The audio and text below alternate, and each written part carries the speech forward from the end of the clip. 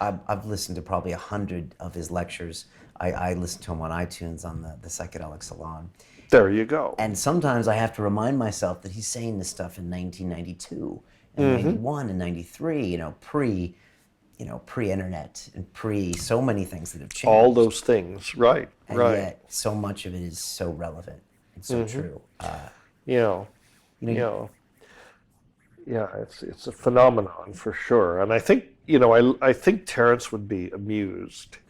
I think he would be happy about that, because at a certain stage in what he was talking about how the internet was going to transform everything, and it is, as we've seen, it has. So yeah, I'm happy that his ideas are so alive still, and stimulating thought and all that. So, and in the 15 years since he's died, we've seen this whole psychedelic thing just explode, and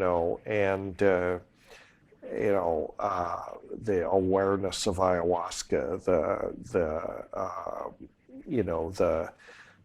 awareness that these stigmatized, condemned, prohibited, marginalized substances are suddenly almost respectable again, as the research accumulates and we begin to see, well, actually these do have great value in medicine and so on, potentially. So we're seeing that happen. Terence has got to have a lot of credit for that. both of you. Well, both of us, yes. Okay, I'll take some credit. Are you surprised when you look at it from 2000 to 2015, where we are today, when it comes to the awareness of plant medicines? Are you surprised how quickly that happened? I am. I am very surprised how quickly that happened. Yeah, I mean, to Terence's credit, the neat thing, the good thing about Terence is that back in the day, in the 80s and the 90s, when it was not cool to talk about this stuff in public, he was talking about it. Right. He never stopped talking about it. And so it kept it on the table for conversation. So that then, and I was in it too. I was working in it, but I didn't want a lot of attention. I just wanted to do my science, and I was in the background of all this. And, but during the 90s, we started this Hefter Research Institute, which is, now thriving. I mean, at the time, people said, you're nuts. Even though we had very qualified people starting it, but people said, nobody's going to support this. You're crazy. Well, now Hefter's alive and well and thriving, and most of the leading scientists in research are either on the board or being supported by us or closely affiliated with us. I don't want to take away from MAPS. MAPS doing good work too, but we're sort of the nerdy ones in the background. We're smaller, we're less well funded, but we are now getting significant funding. And because as you ramp up these clinical trials, you need more and more funding. We just got a pledge for $750,000, from a donor that I can't mention. But that's encouraging.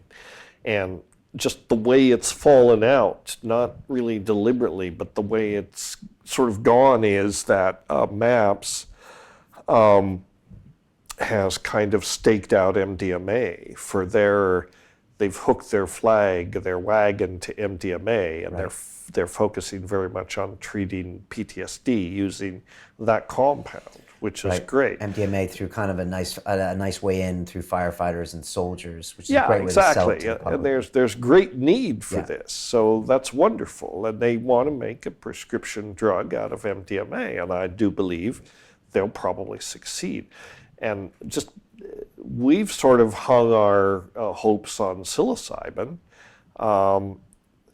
because that's the other one you could study in a clinical situation.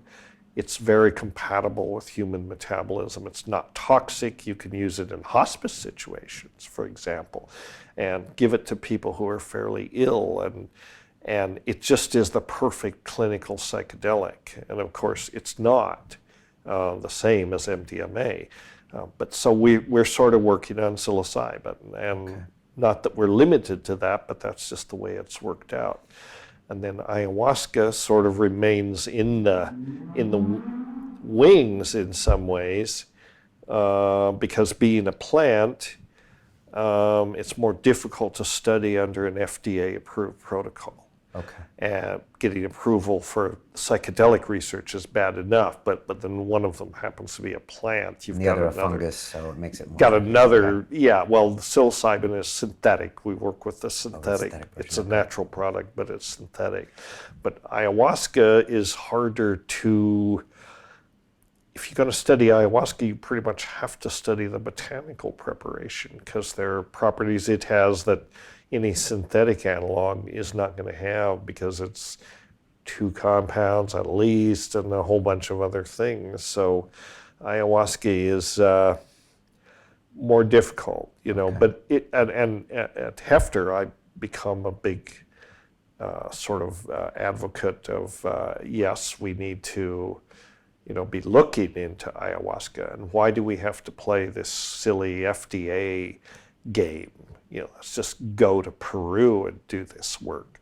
You know, you can do good science in Peru, and ayahuasca is accepted. It's a national patrimony there. It's literally been declared to be a national patrimony. So let's do some of that work down there. Right, right. You know. And I want to talk about Peru, because you went down there for the first time in 1970, you know, with Terence, is that right? Well, we went to Colombia. To Colombia, of course, yeah, 1971, 1971, right. okay. But before we get to that, I just wanted to say, you know, you talk about like the 80s and 90s, how it was really rare for people to talk openly about these psychedelic experiences. And some of those recorded conversations where Terence is, people aren't using their real names.